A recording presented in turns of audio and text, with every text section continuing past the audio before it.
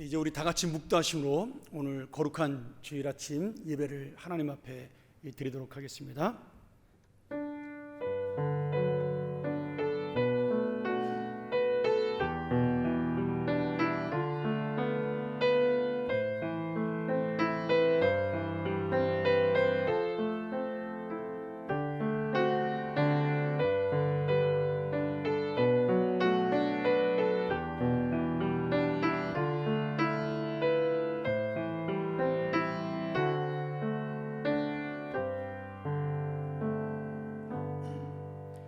왕이신 나의 하나님이여, 내가 주를 높이고 영원히 주의 이름을 송축하리이다. 내가 날마다 주를 송축하며 영원히 주의 이름을 송축하리이다. 여호와는 위대하시니 크게 찬양할 것이라. 그의 위대하심을 측량하지 못하리로다. 대대로 주께서 행하시는 일을 크게 찬양하며 주의 능한 일을 선포하리로다. 하나님 아버지, 오늘 이 거룩한 주일 예배 다시 한번 주님의 이름을 선포하고 주님의 이름을 찬양하며 주의 영광을 나타내는 예배가 되게 하여 주시옵소서.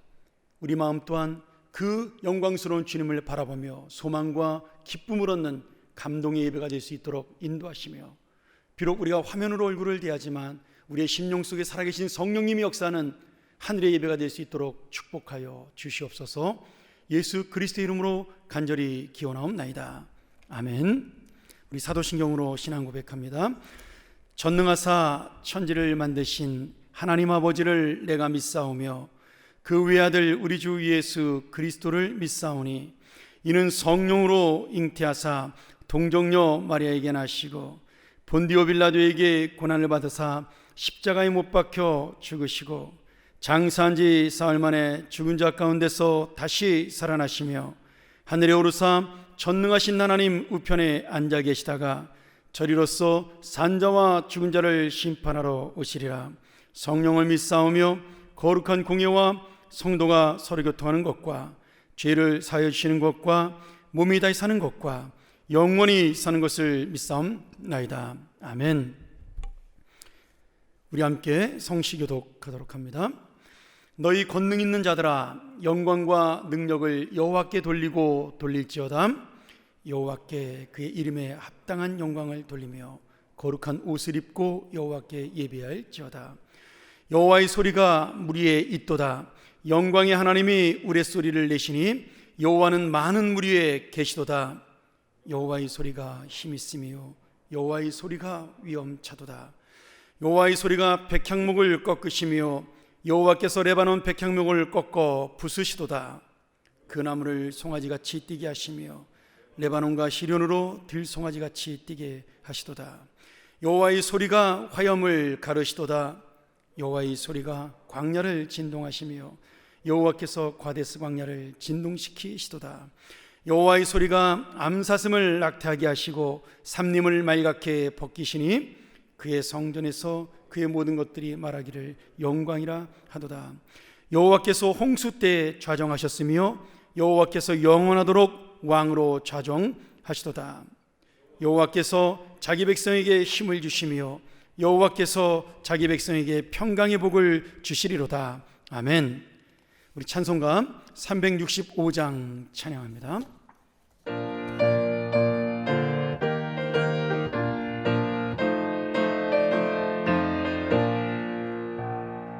마음속에 근심 있는 사람 주 예수 앞에 달래어라. 슬픈 마음 있을 때에라도 주 예수께 아뢰라. 주 예수 앞에 달래어라.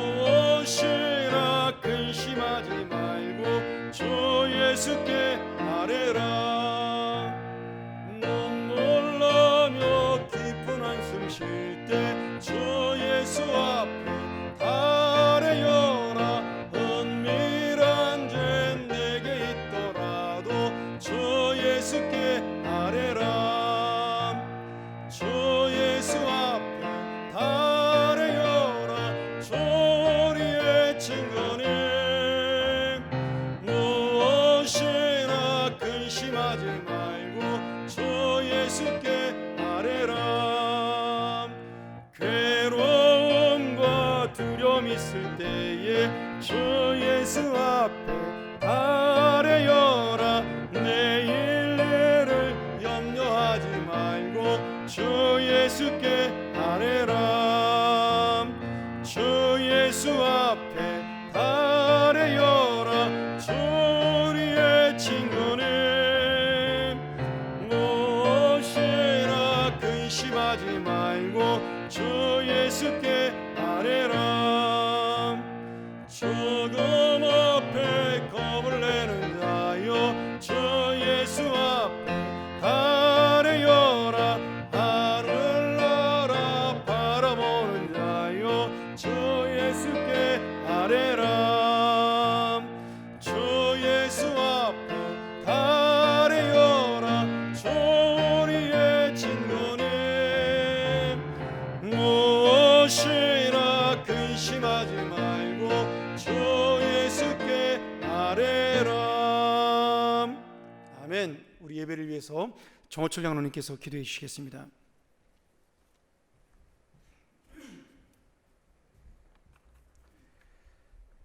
하나님 아버지, 코로나 바이러스로 사망의 음침한 기운이 온 세상을 둘러싸고 모두가 건강과 생업의 위협을 받고 있으나 우리의 아버지 되신 하나님께서 생명의 능력으로 저희들을 지켜주심을 감사드립니다. 일상이 사라진 채 두려움과 걱정으로 힘든 시간을 보내고 있지만 오직 주께만 소망을 두고 믿음으로 살게 하심도 감사를 드립니다. 오늘도 하나님의 은혜로 저희를 예배의 자리에 불러주셨사오니 저희들의 예배를 받아 주시옵소서. 저희 교회가 바이러스의 전파와 감염을 막아야 하는 엄중한 현실과 신앙적 원칙 사이에 많은 고민이 있었지만 목사님과 당회가 어렵게 결정한 것을 모든 성도들이 잘 따라 주셔서 2달 동안 영상 예배를 통하여 저희 예배가 약해지지 않고 예배의 가치를 지켜오게 하심을 진심으로 감사드립니다. 하나님, 코로나 바이러스로 초래된 위기의 상황들을 지나며 그동안 우리들이 얼마나 예배의 소중함을 잊고 살았는지, 예배의 축복에 감사하지 못하고 예배의 감격을 잃어버리고 살았는지 통회하고 자백하오니 용서하여 주시옵소서.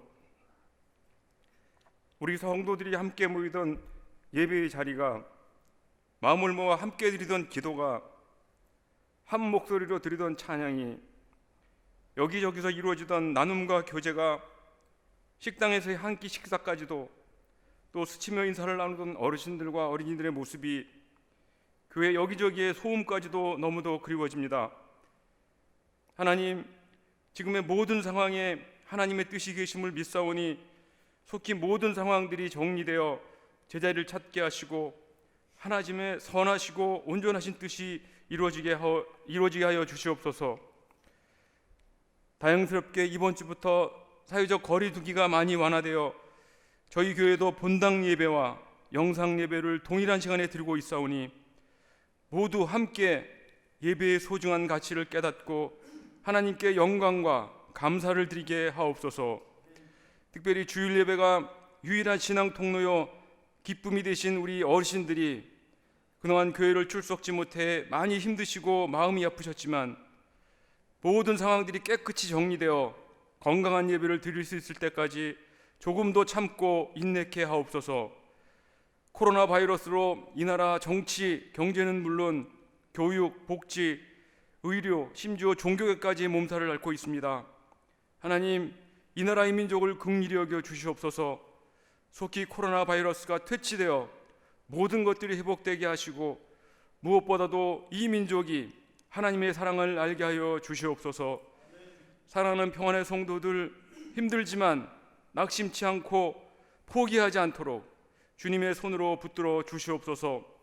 소중한 일상의 삶을 회복해 하여 주시옵소서. 병상의 환우분들을 지켜보호하시고 경제적으로 어려움을 겪고 있는 성도들의 가정을 도와주시옵소서. 긴 시간 뜻밖의 상황에서 교회와 성도들을 위해 힘이 다하도록 섬겨주신 우리 목사님과 여러 교역자와 중직자들, 특별히 영상 예배와 교회 보수 공사를 위해 헌신하신 분들을 기억해 주시고 저들 안에 하늘의 위로와 기쁨이 충만케 하여 주시옵소서. 또한 선교지의 어려움 속에 사역을 감당하시는 사랑하는 선교사님들을 지켜주시고 도와주시옵소서. 이 시간 하나님의 말씀을 듣겠습니다. 말씀을 전하실 목사님을 성령의 능력으로 붙잡아 주셔서 그를 통해 선포되는 하나님의 말씀이 듣는 모든 이의 심령에 역사하셔서 치유와 회복의 말씀되게 하여 주시옵소서. 우리를 어떠한 상황에서도 흔들림 없는 믿음의 삶으로 인도하시는 사랑 많으신 예수님의 이름으로 감사하며 기도드리옵나이다. 아멘.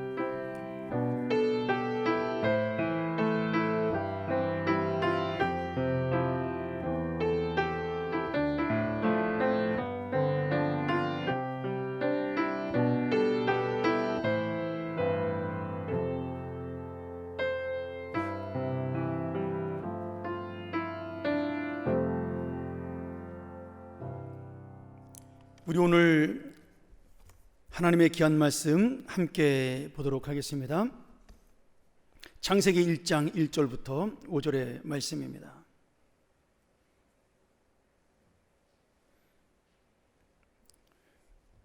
우리 너무나 잘 아는 말씀인데요. 우리 1장 1절부터 5절 한 절씩 교독하면서 오늘 주실 주님의 은혜를 함께 나누도록 하겠습니다.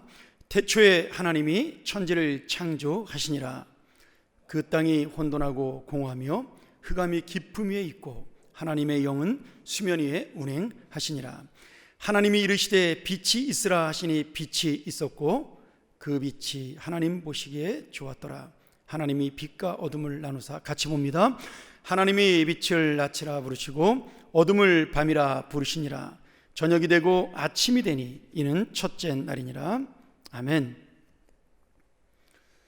저희가 2달 만에 이제 본당에서 예배를 드리도록 이제 허락이 되었습니다. 너무나 감사한 일인데 안타깝게도 아직 우리 연로하신 어르신들과 또 우리 주일학교 아이들은 가정에서 예배를 드릴 수밖에 없는 상황이 되어서 이렇게 인터넷으로 다시 한번 영상으로 얼굴을 뵙게 돼서 아쉽기도 하고 미안하기도 하고 또 그러나 이 예배가 하나님 앞에서 또 이렇게 이어질 수 있어서 감사를 드립니다. 곧 이것이 우리가 회복이 되겠지만 우리 끝까지 이 인터넷 영상 예배가 하나님의 은혜 가운데 진행될 수 있도록 여러분 가정에서도 계속해서 기도를 부탁드리겠습니다. 오늘 말씀은 너무나 잘 아는 대로 하나님께서 이 세계 만물을 창조하시는 모습을 설명하고 있죠. 특별히 2절 이하의 말씀에는 세상이 구체적으로 만물이 창조되기 전에 아무것도 없을 때 이 세상을 만들어가면서 하나님이 기뻐하시는 그런 모습을 2절 이하로 볼 수가 있습니다. 저는 이 말씀을 통해서 하나님이 구체적으로 창조하기 전의 세상과 또 지금의 세상을 비교하면서 지금도 우리를 위해 이 세상에서 역사하시는 하나님의 은혜를 함께 나누고자 합니다. 2가지로 제가 은혜를 좀 나누고자 하는데요. 첫 번째는 하나님이 없는 인생은 가치 없는 그리고 쓸모없는 공허한 인생이라는 사실입니다. 우리 2절 말씀을 다시 한번 보겠습니다. 우리 1장 2절 말씀. 그 땅이 혼돈하고 공허하며 흑암이 깊음 위에 있고 하나님의 영은 수면 위에 운행하시니라. 자, 이 말씀은 여러 가지 견해가 있지만 간단하게 말해서 이 세상이 창조되기 이전에 그런 무의 상태를 묘사하고 있는 거죠. 그런데 하나님께서 구체적으로 이 세상 만물을 창조하기 전에 이 세상이 어떤 상태인지를 우리가 단어 하나하나를 보면 분명하게 이 단어 속에서 그 의미가 나타날 수 있습니다. 먼저 혼돈이라는 이 단어입니다. 이 혼돈은 히브리어 말로 토우라는 말인데 혼란하다 또는 무형, 아무것도 아니다, 헛된 것이다, 이런 의미를 가지고 있습니다. 구약성에서 이 단어를 쓸 때는 사막의 황무지, 아무것도 없는 황무지를 가리킬 때 사용하기도 하고요, 또는 무가치한 것을 나타낼 때, 쓸모없는 것을 나타낼 때 쓰는 단어로 사용하고 있습니다. 또 같이 나오는 공허라는 단어도 비슷한 뜻을 가지고 있는데 이 보후라는 말인데, 그래서 보통 합쳐서 사람들은 많이 토우보후 이렇게 사용하기도 합니다. 이 공허라는 말은 말 그대로 공허한 상태, 아무것도 없는 텅 비어 황량한 사막과도 같은 그런 폐허의 상태를 의미하고 있습니다. 그러니까 지금 이 혼돈과 공허가 주는 단어의 의미는 뭐예요? 이 세상이 아무것도 없었다는 겁니다. 아무것도 없었기 때문에 이 세상은 무가치하고 쓸모없는 세상이었다, 이 사실을 보여주고 있는 거죠. 또한 그 다음에 나오는 흑암이라는 단어가 있습니다. 이 호세크라는 단어인데 어두움, 캄캄함, 또는 상징적으로는 불행, 파멸, 죽음, 어두운 악, 무지함, 이런 것들의 의미를 가지고 있습니다. 그러니까 지금 창조가 완성되기 이전의 세상이 얼마나 황량했던가를 보여주는 그러한 말씀입니다. 근데 이 말씀이 말이죠, 단순히 이 세상이 창조되기 이전의 모습만을 가리키는 것이 아니라 하나님께서 우리를 역사하지 않고 하나님이 떠나셨을 때, 그때 하나님이 우리를 방치하셨을 때 나오는, 그래서 죄가 우리의 인생을 파괴했을 때 나타나는 상태이기도 한 거죠.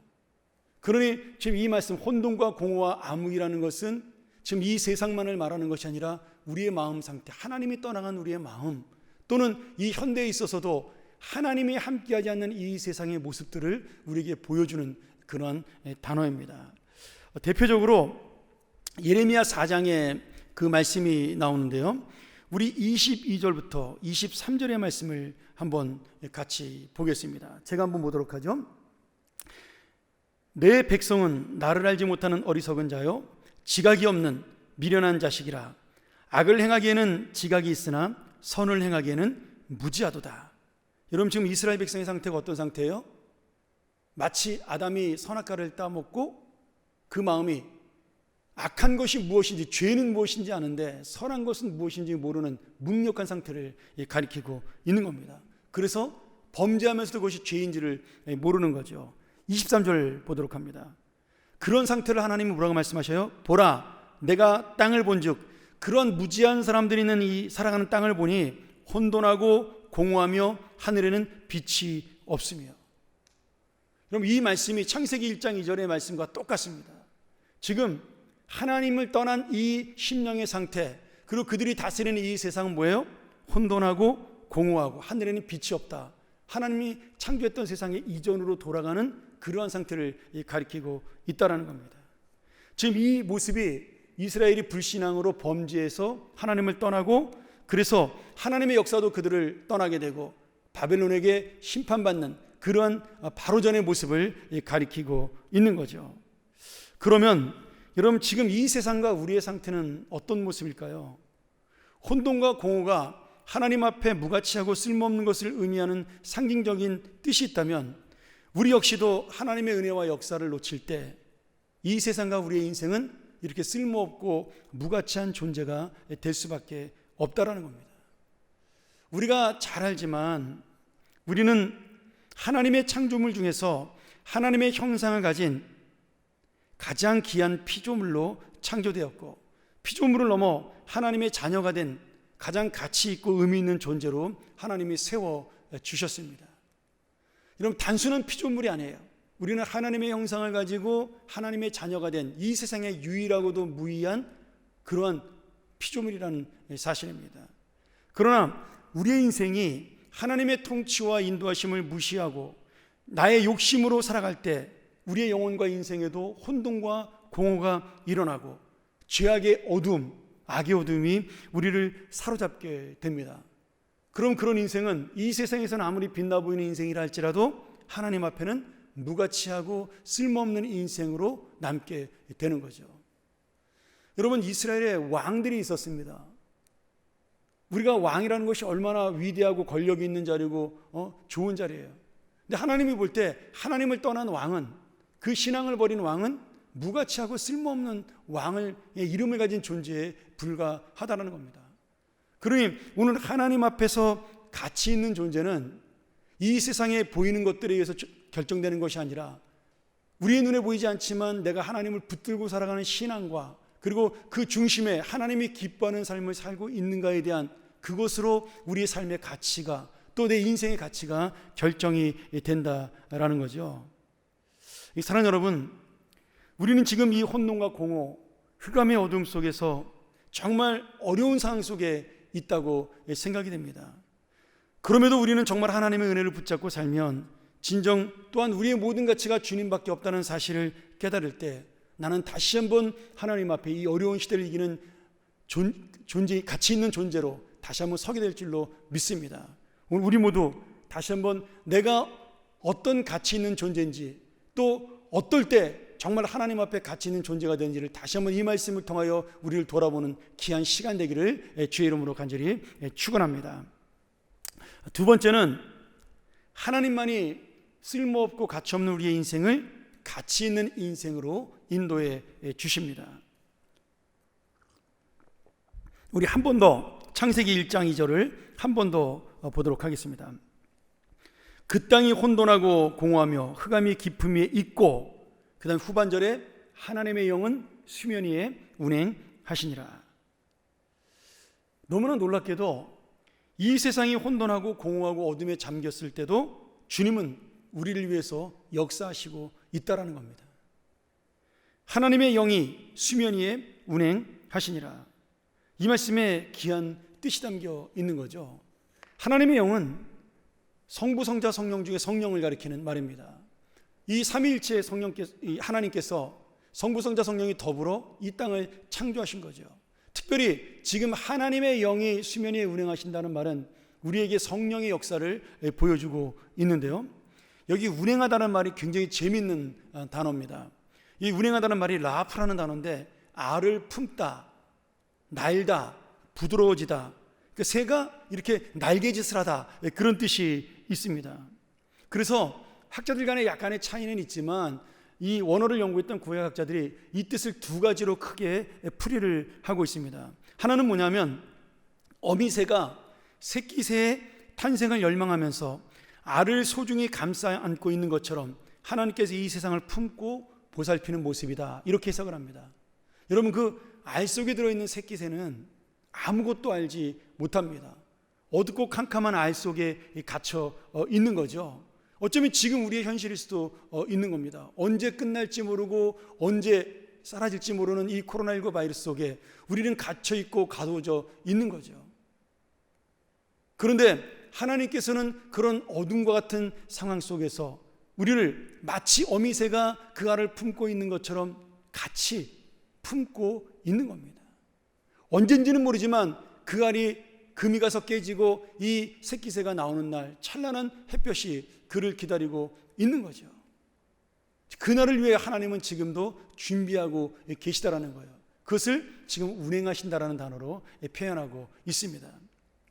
또 하나는 신명기 32장 11절의 말씀과도 같은데요, 거기에 보면 이런 얘기가 나옵니다. 마치 독수리가 자기의 보금자리를 어지럽게 하며 자기 새끼 위에 너풀거리며 그의 날개를 펴서 새끼를 받으며 그의 날개 위에 그것을 엎는 것 같이, 이 말씀이 나와요. 여기 새끼 위에 그 날개를 너풀거리며, 이 단어가 나옵니다.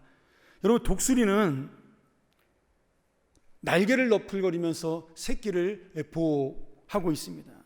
그러니 하나님께서도 마치 독수리처럼 이 세상을 지금 날아다니시면서 어디가 문제가 있는지, 이 새끼를 괴롭히는 다른 짐승은 없는지 살펴보고 있다는 뜻으로 말씀하고 있는 거죠. 여러분, 뭐 알을 품고 있는 것이든 아니면 날개를 너풀거리며 새끼들을 보호하는 것이든, 이 수면 위에 운행한다는 이 말씀 속에는 하나님께서 우리를 지금 보호하시고 인도하시며, 이것이 해결되는 그날까지, 이 어둠이 사라지는 그날까지 우리와 함께 있다라는 겁니다. 아니, 끝까지 우리가 이 어둠에 들어갈 때마다 우리를 지키시고 인도하시는 하나님의 사랑과 인도와 보호하심이 함께 있다는 것을 보여주는 단어입니다. 그런데 중요한 건 말이죠, 이 창세기 1장 2절에 혼돈과 공허와 암흑을 넘어서 이 수면에 운행하시며 세상을 새롭게 창조하시는 하나님의 은혜가 무엇 때문에 일어났냐, 이게 중요하지 않습니까?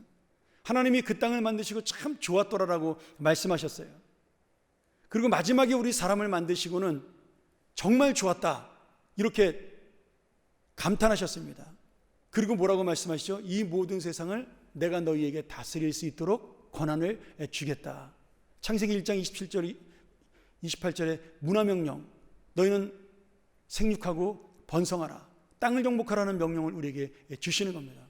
그러면 이 혼돈하고 공허하고 암흑 같은 세상을 하나님이 새롭게 창조한 누구를 위해서 그러셨다는 거예요? 바로 우리를 위해서 그렇게 만들어 주셨다라는 거예요. 사실 이 세상은요, 하나님이 만들든 안 만들든 아무 하나님에게는 상관이 없습니다. 그렇다고 해서 하나님의 권위와 영광이 떨어지는 것도 아니고, 또 하나님이 이 피조물들을 통해서 이 세상을 통해 무슨 이득을 취하시는 게 아니잖아요.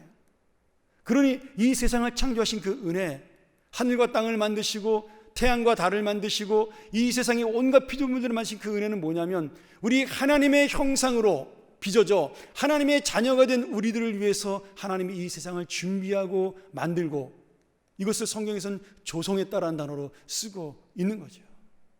그것이 바로 수면 위에 운행하시면서 역사하시는 하나님의 은혜입니다. 오늘 여러분, 사람이 맨 마지막 날에 지어진 이유가 무엇입니까? 두 가지 뜻이 있다고 저는 생각을 합니다. 하나는 뭐냐면, 하나님이 이 모든 것을 위하여 준비하셨다. 그리고 우리를 완벽한 세상에 나오게 하셨다라는 거죠. 두 번째는 이 세상의 어떤 피조물보다 우리가 늦게 창조된 막내입니다. 꼬레비죠, 속된 말로 말하면. 그러니 우리가 이 세상 앞에서 교만할 것이 없고 자랑할 것이 없다라는 겁니다. 다만 우리가 하나님의 은혜로 하나님의 형상을 가진 자가 되었고, 그리고 예수 그리스도의 은혜로 하나님의 자녀가 되었기에 이 땅을 정복할 권위와 영광을 얻게 되었지만, 그것은 결코 우리의 능력이 아니라 하나님의 은혜이니 우리가 맨 마지막에 태어난 자로서 자랑할 것이 없는, 오직 주님의 은혜 앞에 감사할 자로 남아야 한다는 사실을 보여주고 있는 것입니다. 오늘 놀랍게도 우리를 위해 운행하시고 역사하시는 이 하나님의 은혜는 하늘과 땅을 창조할 때만 일어나는 것이 아니라, 하나님이 일하시는 것이 아니라 현재에도 계속되고 있습니다. 지금 우리의 삶이 날마다 편안하고 좋은 것만은 아닙니다. 내가 이 땅에 하나님의 은혜를 입고 사는 자라 할지라도, 또 하나님께서 이 세상을 창조하시고 주었다라고 말씀하셨지만, 아담의 범죄로 인해 죄와 죽음의 결과가 이 땅에 들어오고, 그때부터 우리는 고통이라는 것과 함께 이 세상에서 살게 되었습니다. 어떤 사람에게는 그것이 육신의 병으로 올 수도 있고, 어떤 사람에게는 사람의 문제로 올 수도 있고, 아니면 영적인 문제로, 아니면 심령의 문제로, 정신적인 문제로 올 수도 있다라는 거죠. 이 세상은 결국 죄의 영향을 받기 때문에 그 모든 것을 우리가 가지고 살아갈 수밖에 없는, 그래서 편안할 수밖에 없는 것이 이 세상의 삶입니다. 크게는 우리가 겪는 태풍과 가뭄이나 자연재해로 시작해서 또 코로나 바이러스 같은 전염병, 그리고 국가 간의 욕심으로 일어나는 전쟁과 분쟁들, 적게는 우리 개인의 삶에서 일어나는 고통과 질병 등 이런 모든 것들이 완전한 하나님의 창조 세계를 깨트리는 우리 죄악의 결과라는 거죠. 그런데 하나님께서는 이런 우리를 그냥 버려두지 않으시고, 우리의 죄로 인해 다시 혼돈하고 공허해진 이 쓸모없고 가치없는 세상에 주님은 다시 역사하시고 은혜를 베푸시기에 지금도 운행하시고 역사하신다라고 말씀합니다. 어떤 목사님이 히브리서 10장 1장 10절에서 12절을 가지고 이 말씀을 이렇게 쓰겠어요. 죄송합니다. 시편 102편 25절의 말씀을 인용해서 히브리서 1장 10절에서 12절에 이 말씀을 인용을 했는데요. 우리가 세 번역으로 한번 보도록 하겠습니다. 좀 쉽게 보도록. 또 이렇게 말하였습니다. 주님께서는 태초에 땅의 기초를 놓으셨습니다. 하늘은 주님의 손으로 지으신 것입니다. 11절이 중요하죠. 그것들은 없어질지라도 주님께서는 영존하십니다. 그것들은 다 옷과 같이 낡을 것이요, 주님께서는 그것들을 두루마기와 같이 말아 치우실 것이며, 그것들이 다 옷과 같이 변하고 말 것입니다. 그러나 주님께서는 언제나 같으시고 주님의 세월은 끝남이 없을 것입니다. 지금 이 말씀 히브리서에서 문학적인 표현이잖아요.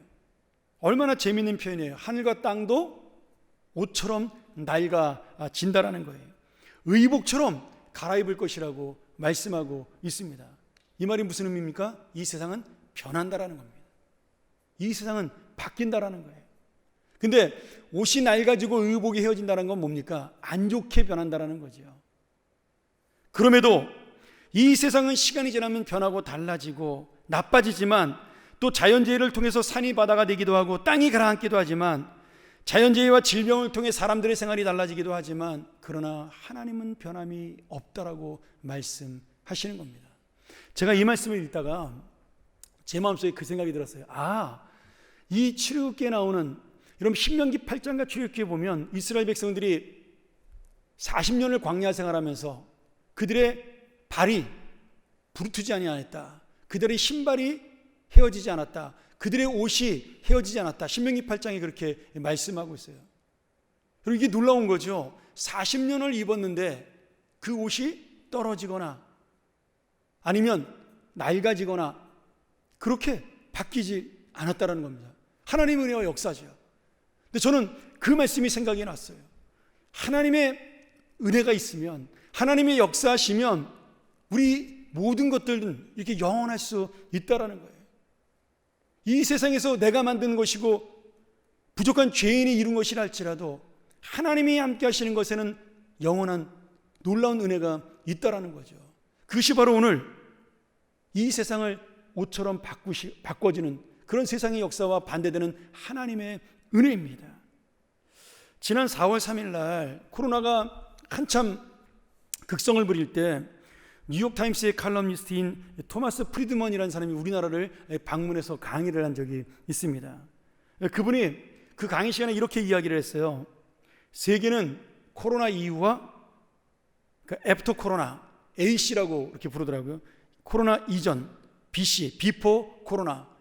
재밌지 않습니까? 비포 크라이스트, 안네 도미네. 예수님 이전과 예수님 이후에서 이제는 코로나 이후와 코로나 이전으로 나뉠 것이다. 그러면서 오늘 내가 강의하는 것도 여러분 결국은 동영상으로 강의하고 있지 않냐. 그분이 그때 영상으로 강의를 했거든요. 코로나 때문에 사람들을 모아놓고 하지 않고. 그러면서 이후에 많은 것들이 변화될 것을 예고하면서 그 강의를 마쳤습니다. 맞습니다. 여러분 이 세상은요 변화가 됩니다. 이 코로나19가 끝나고 난 다음에는 엄청난 것들이 변화될 것입니다. 우리가 그동안 쉽게 붙잡았던 손들도 잡는 것을 이제 망설이게 될 것이고요. 그리고 조금만 사람들이 기침을 해도 이제는 그 옆으로 가지 않는 그런 일들이 벌어질 거예요. 공동체는 어떤 부분에서 더 무너질 수도 있겠지만 한편으로는 가정은 더 단단해지고 더 힘이 있어질 것입니다. 요새 아이들이 너무 좋아한다 그러지 않습니까? 엄마 아빠랑 매일 저녁마다 같이 밥 먹고 공원에 산책 나가고. 초등학교 애들이 자기네 인생에서 이렇게 부모님과 같이 있는 시절이 없었다라고 그렇게 말을 한다 그래요. 무엇이 더 좋고 무엇이 더 나쁜 건지 모르겠습니다. 그런데 코로나19 때문만 아니더라도 이 세상은 변할 수밖에 없습니다. 이 세상은 바뀔 수밖에 없는 거죠. 세월이 지나고 또 시간이 지나면 그것도 나쁘게 변할 수밖에 없다라는 거예요. 낡은 옷을 새 옷으로 갈아입듯 언제든지 요동치고 바뀌는 것, 그것이 이 세상이요 우리의 인생입니다. 그런데 오늘 말씀 뭐라고 되어 있어요? 우리 하나님은 영원하며 그 주님이 만드는 세월, 주님이 붙드는 세월, 주님이 다스리는 그 끝없는 세월은 영원히 변함이 없다라고 말씀하고 있는 겁니다. 오늘 주님께서는 언제나 같으시고 주님의 세월, 우리의 세월은 변하지만 주님의 시간은 변함이 없다라는 것, 끝남이 없다라는 이 말씀이 바로 오늘 우리에게 주실 은혜의 말씀이라는 거죠. 사랑하는 여러분, 이 말씀 속에 어떤 의미가 담겨 있어요? 이 모든 세월 속에 세상은 변해도 하나님은 변함없이 우리를 위하여 역사하시고 우리를 위하여 함께 하실 것이라는 약속의 말씀입니다. 오늘 이 놀라운 하나님의 역사가 창세기 1장 3절에 계속해서 나타납니다. 혼돈과 공허와 암흑의 세상에 뭐라고 말씀하셨어요? 하나님이 빛이 있으라 하시니 빛이 있어 세상이 밝아졌고, 그리고 우리가 아는 대로 이 빛을 통해 하나님이 보시기에 좋은 새날이 이제 시작이 되고 있는 것입니다. 여기에 창조의 신앙이 있고 부활의 회복 신앙이 나타납니다. 캄캄하고 어두웠던 시절에 빛을 만들어 다시 한번 이 세상을 창조하시는 주님의 은혜, 캄캄하고 어두운 무덤 속에 있던 예수 그리스도가 부활하심으로 말미암아 이 땅에 영원하고 새로운 생명을 주시는 은혜, 그것이 바로 오늘 창세기 1장 1절부터 5절이 주시는 창조의 신앙이고 부활의 신앙이요 우리의 회복의 신앙입니다. 8절, 13절, 18절 모든 창조의 날마다 저녁으로 시작이 되고 아침이 되면서 하루를 마치고 있습니다. 5절 말씀 다시 한번 봅니다. 하나님이 빛을 낮이라 부르시고 어둠을 밤이라 부르시니라. 저녁이 되고 아침이 되니 이는 첫째 날이니라. 우리는 아침으로 하루를 시작하고 밤이 오는 곳으로 하루를 마치지만 이스라엘 사람들은요 반대로 저녁이 오면 하루가 시작이 됩니다. 하나님이 그렇게 말씀하신 거예요. 하나님은 왜 이런 하루의 시작과 끝을 주셨을까요? 이 말씀을 보면서 우리의 인생을 인도하시는 주님의 은혜를 깨달을 수가 있습니다. 우리가 비록 어둡고 캄캄한 밤 같은 인생으로 시작되었다 할지라도 우리의 끝은 새로운 생명의 빛이 솟아나는 아침으로 마치도록 우리의 삶을 인도하고 있다는 하나님의 은혜가 이스라엘의 전통 속에 담겨져 있기 때문입니다. 제가 예전에도 한번 말씀을 드렸지만 성경 공부 시간에 여러분 이스라엘의 시간 개념은 우리랑 반대입니다. 우리는 과거가 뒤에 있고 현재는 똑같지만 미래가 앞에 있다라고 이야기를 합니다. 그런데 이스라엘 사람들은요 미래가 뒤에 있다라고 이야기를 합니다. 미래가 뒤에서 나를 쫓아오는 것으로 이야기를 해요. 왜 그렇습니까? 그럼 뒤에 있으면 미래가 다 보이는 거잖아요. 그들의 마음속에는 소망이 있는 겁니다. 이 미래를 누가 책임져줘요? 하나님이 책임져주기 때문입니다. 과거는 앞에 있으니까 당연히 보이는 거죠. 근데 보이지 않는 미래가 뒤에 있는데 이 뒤에는 누가 같이 계시는 거예요? 하나님이 함께 계시는 겁니다. 그래서 저녁으로 시작된 우리의 인생은 아침으로 끝나게 되는 거죠. 오늘 우리는 어둠이 가고 빛이 오는 것을 다시 한번 창조의 신앙이고 부활의 신앙으로 만날 수가 있다는 겁니다. 지금 혼돈하고 공허한 세상에 살면서 우리가 생각했던 많은 가치가 무너지는 세상에 살고 있습니다. 우리가 세웠던 수많은 것들이 무너지고 내가 노력했던 많은 것들이 무너지는 그런 세상에 살고 있는 거죠. 또한 미래를 예측할 수 없는 캄캄한 밤이 우리를 기다리고 있는 것처럼 보입니다. 아니면 지금 노리는 그 캄캄한 밤 같은 알 속에 지금 들어가 있는 그 새끼처럼 우리는 그렇게 이 세상을 보내고 있는 상황이 바로 우리의 현실입니다.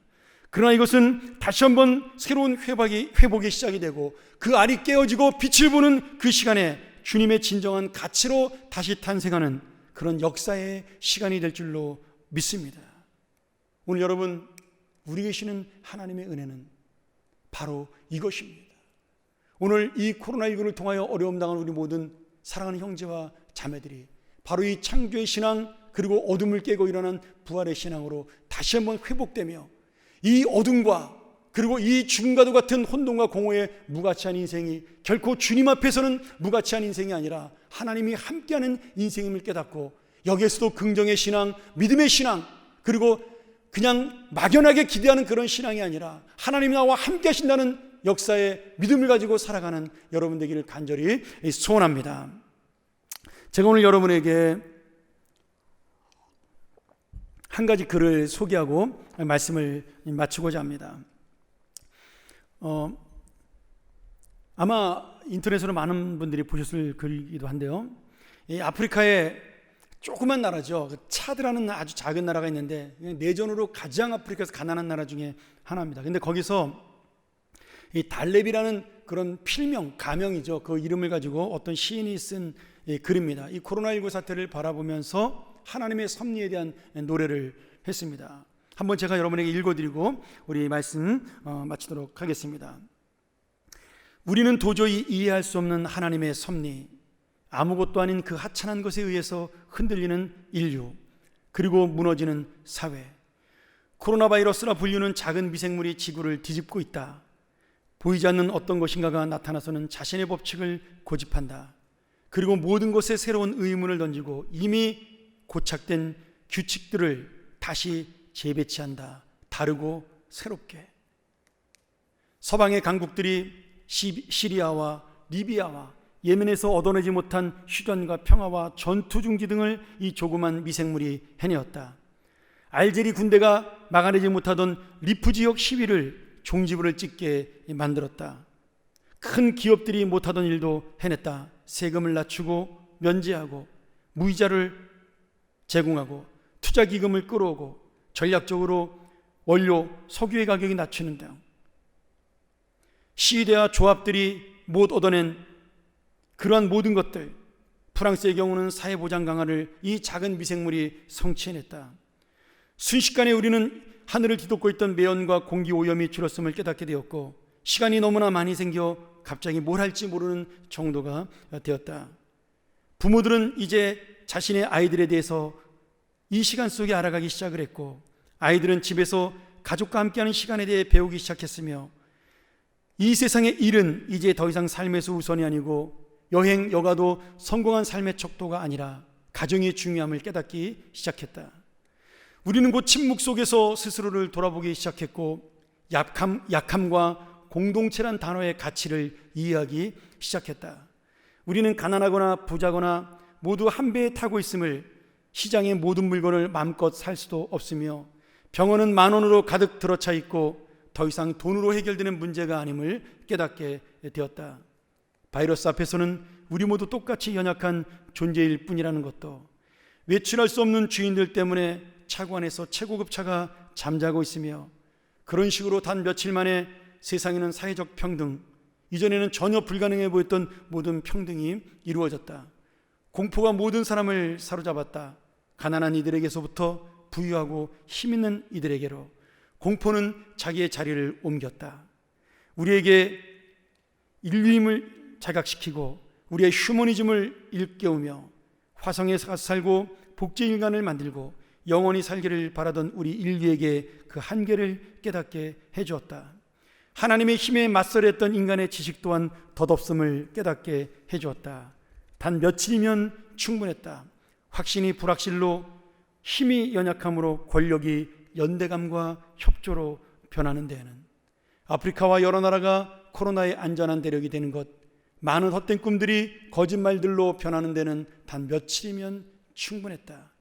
인간은 그저 숨 한 번 쉬고 먼지일 뿐임을 깨닫는 것도, 우리는 누구인가, 우리의 가치는 무엇인가, 이 코로나 바이러스 앞에 우리는 무엇을 할 수 있는가, 하나님의 섭리가 우리에게 드리울 때를 기다리면서 스스로를 직시하자.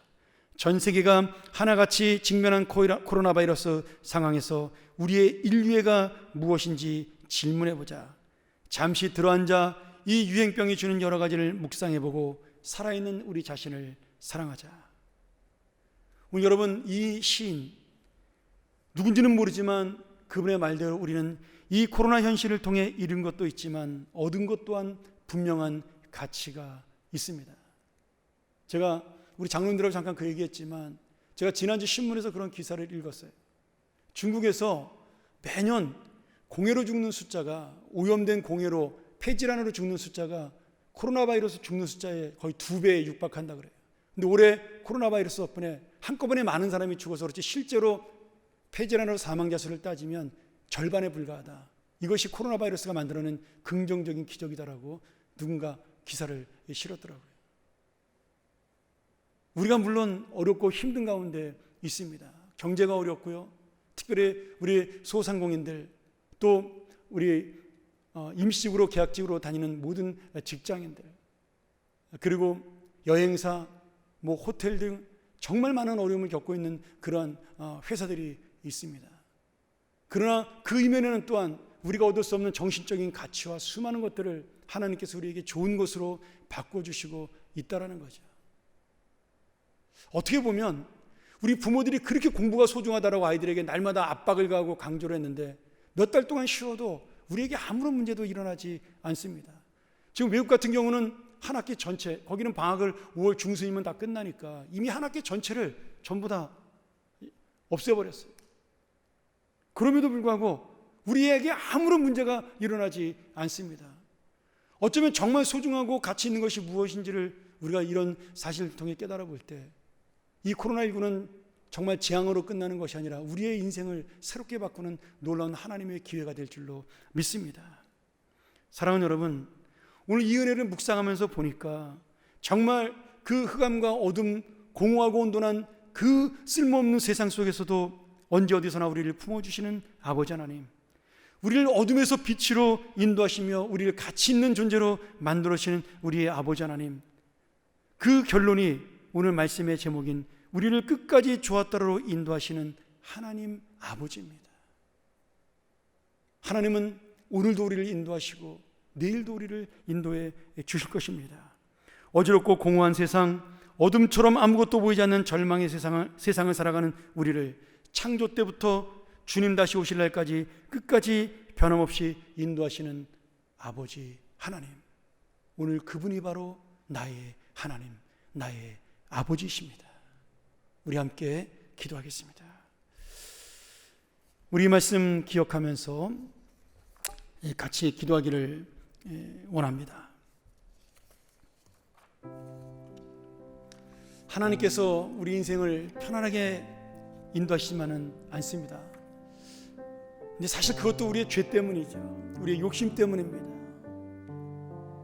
이 코로나19 바이러스 역시도 많은 학자들이 우리가 자연을 망가뜨리고 파괴한 죄라고 그렇게 평가를 하고 있습니다.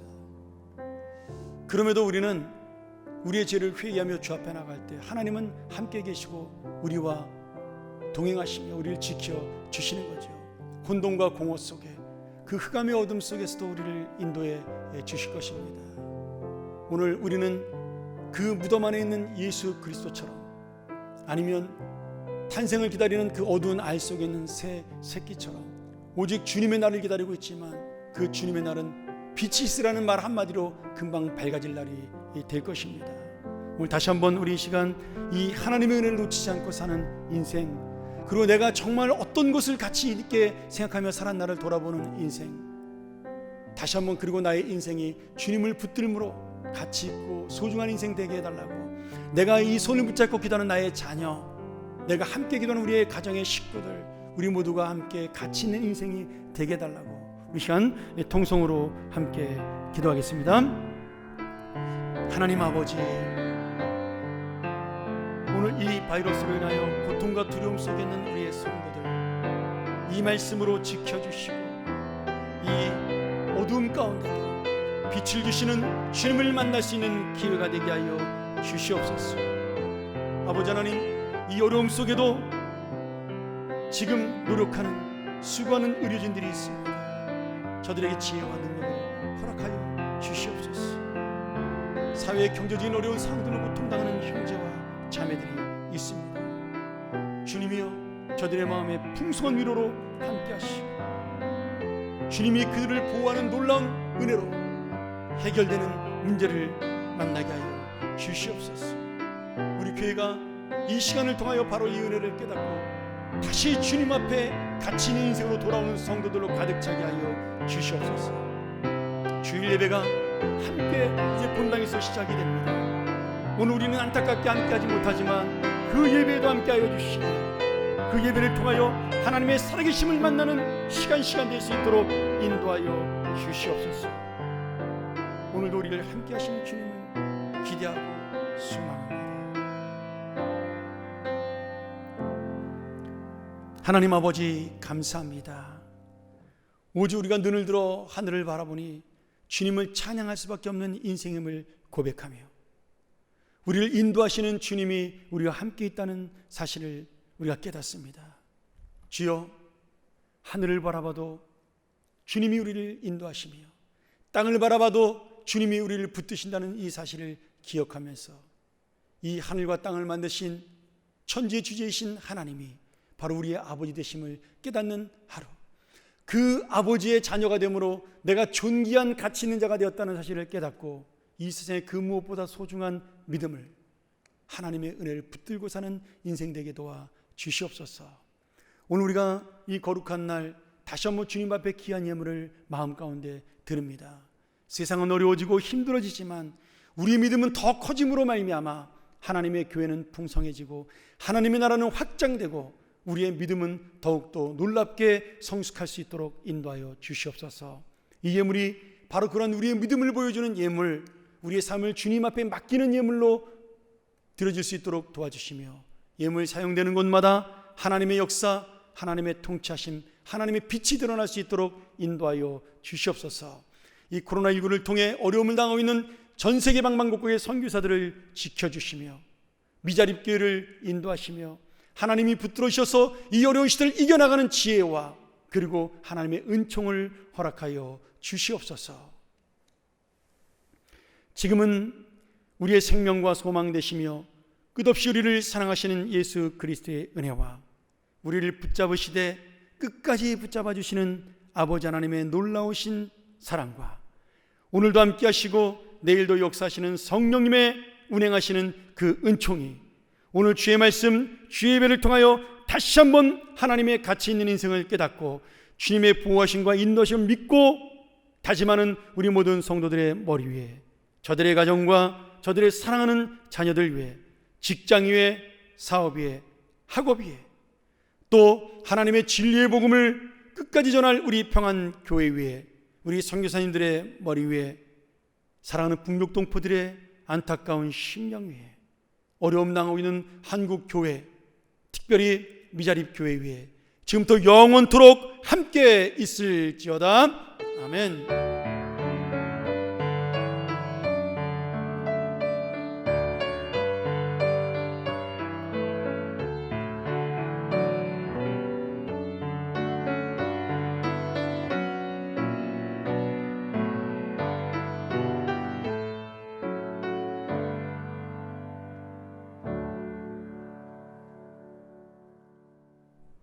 감사합니다. 우리 이상으로 모든 예배를 마치고요.